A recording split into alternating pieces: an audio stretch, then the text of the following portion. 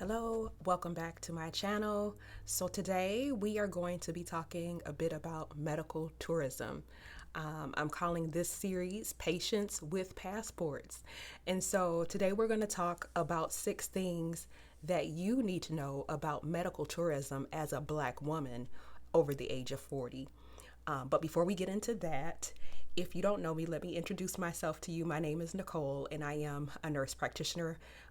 My background practice area is in family medicine, which I have an abundance of experience, more than 15 years here in the United States. On this channel, I talk a bit about health and wellness and really focus on helping us as Black women to create the life that we desire rather than living one that has been assigned to us. So if that is a topic that you're interested in, please go ahead and hit that subscribe button so that I can know that you're interested and bring you more content along those lines. So getting back into today's video, we're going to talk a bit about medical tourism. So I'm sure, as you're aware, there are a lot of Black women at this stage who are getting their passports, who are beginning to travel globally, who are exploring the world. And as we, as Black women, are becoming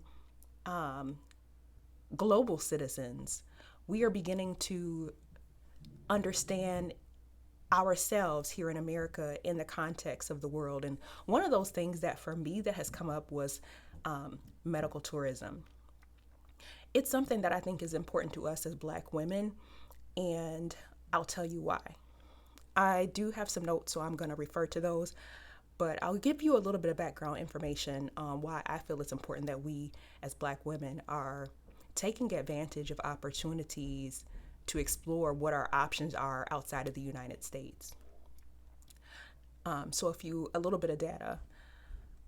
According to data, research, and statistics, Black women here in the United States of America are 3 times more likely to die from pregnancy-related causes in comparison to white women. Black patients are significantly less likely than whites to receive pain medication for extreme fractures in the emergency room. Children, Black children in particular, are significantly less likely to receive pain medication when having moderate to severe pain when presenting to the emergency room. So those are just a few facts. And I just want to talk about specifically Serena Williams. I'm sure that you're probably familiar with her story of her going in to have a baby and nearly lost her life. And I think that that's one of those opportunities that we have to recognize that this is not an isolated incident. Many of us do have experience or know someone who's experienced adverse reactions of our healthcare system in our personal situations. We've definitely come across situations where we haven't felt listened to. We've clearly experienced racism when attempting to obtain medical care or services, or even in generally just being taken seriously with our complaints or concerns. So these are things that I'm sure are not new to you. I'm sure you probably experienced them directly, but I think it's beneficial that these things are beginning to come to light in the evidence, in the research. And I in particular have done some research in this area back when I was in graduate school. I won't get into that.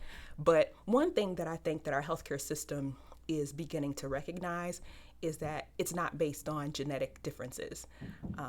Back when I was in school, there was an undertone and there was an assumption that the reason why we as Black people were suffering from disparities as it relates to our health care overall were the result of us somehow being genetically inferior. And at this point, we can conclusively say that that's not true. It has a lot to do with our environment. It has a lot to do with where we are economically, our access to resources, and how we're being treated when we have symptoms and conditions that need to be addressed. So let's talk about medical tourism in particular and these 6 things. And the primary questions that come up are around like safety. Is it safe to seek healthcare services outside of the United States? What is it? What are our options? How much does it cost? So I'm going to briefly cover some of those questions here in this video. So what is medical tourism? Of course, it's just traveling outside of your country of origin to receive the medical care or procedures that you desire to have. So basically, it's just outsourcing your health care. Why? Why are people doing it? And yes, people are doing it. Medical tourism is a billion-dollar business, and it's something that we as Black women are just now beginning to scratch the surface and look for opportunities to take advantage of this and opportunities where we can get our needs met outside of the United States. Why are people doing it? Because of reduced costs. Say, for example, as it relates to cosmetic surgery, I'm sure a lot of us are familiar with the fact that cosmetic surgeries generally are really expensive, and it's not new to seek those services elsewhere at a more affordable rate, and in particular outside of the United States. Why are people doing it? To access better healthcare services in general. I'm in a community of Black women who travel, and traveling is one of my passions. And one common theme that I keep hearing is how these women are having much better opportunities and experiences when they access healthcare in other countries in comparison to their experiences in the United States.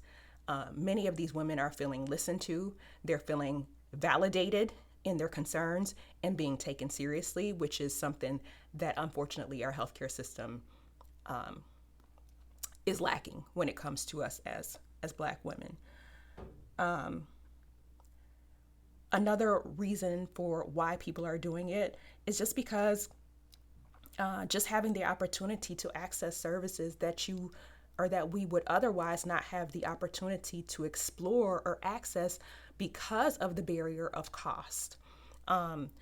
American healthcare is noted to be one of the best healthcare systems, of course, in the world.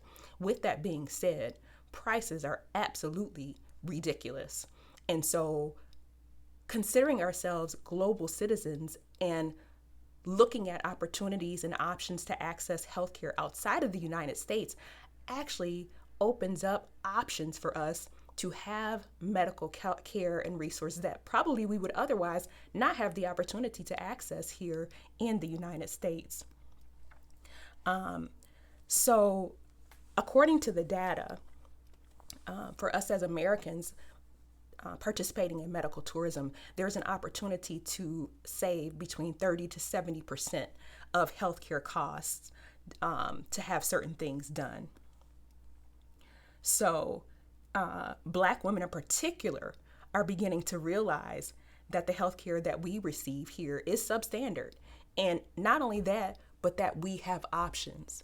You know, that's the beauty, I think, about getting out in the world, getting outside of our communities, is we begin to recognize that we actually do have options and that we have opportunities to exercise agency over ourselves and choose what we feel works best for us.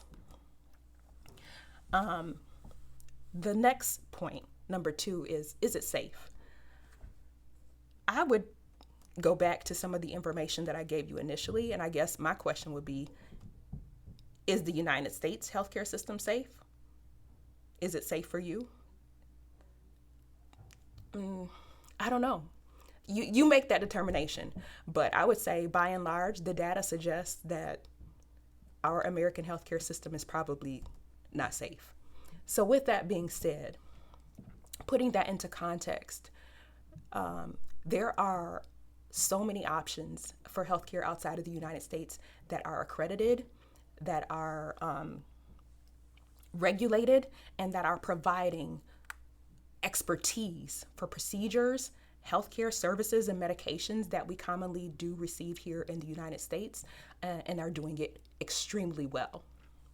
And in fact, many wealthy people in particular, and white people here in the United States, are already accessing those services on a regular basis, and we haven't been in the past. Point 3, what are the kind of major types of medical tourism. So, brief overview, and I'm sure some of you are familiar with this, but dentistry. Dentistry is extremely expensive. So, dental implants, for example, is one of those things that is extremely expensive here in the United States. The price tag here in the US is around $5,000 for a single implant, whereby in Mexico, that same procedure can cost less than $800. So that's a difference of 85%. In Costa Rica, it's even less, and in Spain, it's around $600 according to the data that I was able to pull. Plastic surgery, so like nose jobs, breast augmentation, BBLs, those are the ones that we hear about. And I would also point out that in the media, as it relates to us as Black women, what we find is you'll see an unfair representation of us seeking procedures in the areas of BBLs and breast augmentation, in particular focusing on things going wrong. Now, keep in mind that I said at the beginning or earlier in the video that medical tourism is a multi-billion-dollar industry. So Black women getting BBLs and putting that all over media, it's not a fair representation of medical tourism or of seeking services that may benefit us at a cost that we desire to have done. Things such as ophthalmology, LASIK surgery, hair restoration, which I think would benefit a lot of women in our community, those who are interested, bariatric surgery, for example, rehabilitation, and in particular, I'd like to cover infertility and adoption in one of my next videos, because those are services in particular that in our community, because of some of the economic disadvantages that a lot of women have here in the United States, and the amount of expense that is required to go down the road of infertility and adoption, there are options outside the United States where we as Black women can have an opportunity to access those services for us. So I think it'll be great to look further into that. Fourth point. What are the major medical tourism destinations? So I will cover top 10. It's Brazil. 9 is Mexico. 8, Panama. 7, Costa Rica. 6, the Czech Republic. 5, Turkey. 4, India. 3, Thailand. 2, Singapore, and number 1, Malaysia. Number 5, how much does it cost? I covered some of this a bit earlier, so briefly, it costs a lot less than these procedures in the United States. And in particular, if there's a surgical procedure that you know that you have an opportunity to plan for, those things can cause people to go into financial ruin here in the United States and go bankrupt, lose houses, lose homes, lose stability just from being ill. And it's just not the way that things should be. So point number 6, is it legal? Absolutely it is. So I'm gonna go ahead and take you on a journey as we explore medical tourism further over these next few videos. I'd like to really have a conversation with you to discover what your experience has been in seeking medical services in other countries. Have you been able to get the medications that you need? What was it like for you? Have you had a procedure in another country, or are you thinking about a procedure and trying to figure out how you're going to navigate the financial burden of it here in the United States? And if so, have you considered the options and what's available outside of this country? So if so, just talk to me in the comments. Let's have a chat. I'd love to build a community where we can start discussing these things and where we can network together and begin to share with each other some of the resources with regard to seeking the healthcare that we need, that we deserve, and that we now as global citizens have the opportunity to access. So thank you so much for joining me for this video. And please hit the like button and subscribe to my channel. And let's explore this topic further. I'll see you next time. Take care. Bye.